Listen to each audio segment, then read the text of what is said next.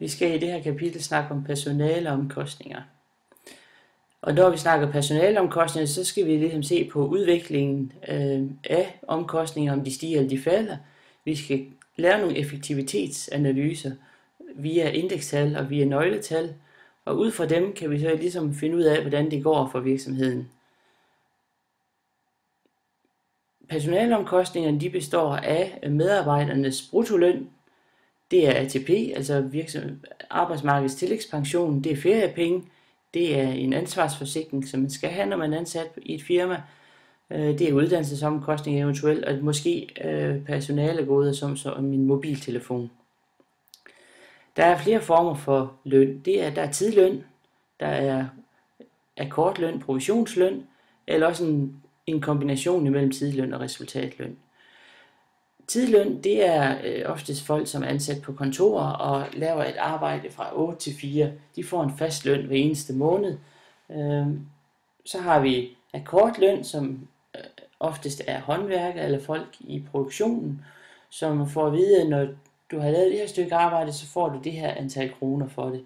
Og det er klart, at jo hurtigt du er til at lave det, jamen, des før kan du komme i gang med noget nyt, og dermed tjene endnu flere penge. Og så er der sælgeren, som får provision. Når vi skal kigge på de her personale og ressourcers effektivitet, så kan man måle det på flere måder. Man kan lave en intern analyse og vurdering og en ekstern analyse og vurdering. Og vi er interesseret i at kende de her personale ressourcers effektivitet, fordi det kan have en ret stor betydning for virksomhedens drift, i og med at den består af ret stor procentdel af omkostninger for et firma. Når vi skal analysere på personaleomkostninger, kan vi se på omsætning per lønkrone, og det er i det her tilfælde 33 millioner divideret med lønomkostninger, som er på 2,9 millioner kroner. Det giver 11,38 kroner, som man kan sige er for hver krone vi giver til en medarbejder, der bliver der omsat for 11,38 kroner.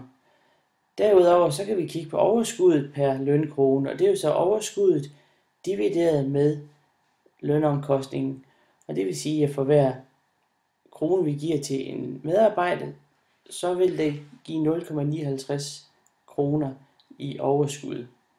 Og derudover så kan vi se på omsætningen per fuldtidsansat, som er 33 millioner i omsætning divideret med 12 fuldtidsansatte. Det giver 2,75 millioner kroner. Det vil sige, for hver medarbejder, der er i firmaet, laver i bund og grund 2,75 millioner kroner i omsætning. Så kan vi jo begynde at kigge på udviklingen via indekstal. Og normalt når vi arbejder med indekstal, så ved vi, at det første år det er basisåret, og det er indeks 100. Året efter, hvis vi skal finde omsætningen fra 2009 i indekstal, jamen så siger vi det aktuelle tal, som er 30.000 gange 100, divideret med basisårstal, som var 25.000. Og det giver indeks 120, som man kan sige er en 20 procentpoint større end 2008. Når vi skal se på de forskellige nøgletal for personalets effektivitet, så bør vi kigge på, hvad niveau det er på nu i forhold til de andre år, om det er en positiv udvikling eller det er en negativ, og hvor stærkt det går, den her udvikling. Og så kan vi begynde at kigge på nogle årsager til, hvorfor det har udviklet sig, som det har. Hvis vi kigger på slidet fra sidste gang af, omsætningen den er steget med 20 procentpoint i forhold til 2008. Vi kan se, at i 2010 er steget med yderligere 12 procentpoint til indeks 132. Samtidig kan vi se, at personaleomkostninger de ikke er steget så meget, hvilket jo egentlig er positivt. Desværre er overskuddet heller ikke steget helt så meget som før. Men det får så en forandring, kan man sige, i 2010, hvor vores indeks for omsætning blev 132, mens overskuddet for renter er på 179. Så der er sket en stor stigning her, og det er meget positivt. Man kan sige, at hvis det skulle være status quo, så var det 132 i omsætning og 132 i overskud før renter. Vi kan også kigge på de her nøgletal med omsætning per lønkrone, og der kan vi se, at den er stigende. Så det kan jo tyde på, at vi er blevet mere effektive, end vi før har været. Overskuddet er også mere tilfredsstillende. Det var før, i 2008 var den på 38 øre per lønkrone, mens den i 2010 er 59 øre per lønstigning. Vi kan også se, at omsætningen per fuldtidsansat er steget fra 2.273.000 til 2.750.000. Og det kan jo tyde på, at der enten er kommet bedre arbejdsprocedurer, eller også er arbejdstempoet steget. Vi kan også kigge på, hvordan det går for firmaet i forhold til andre i samme branche.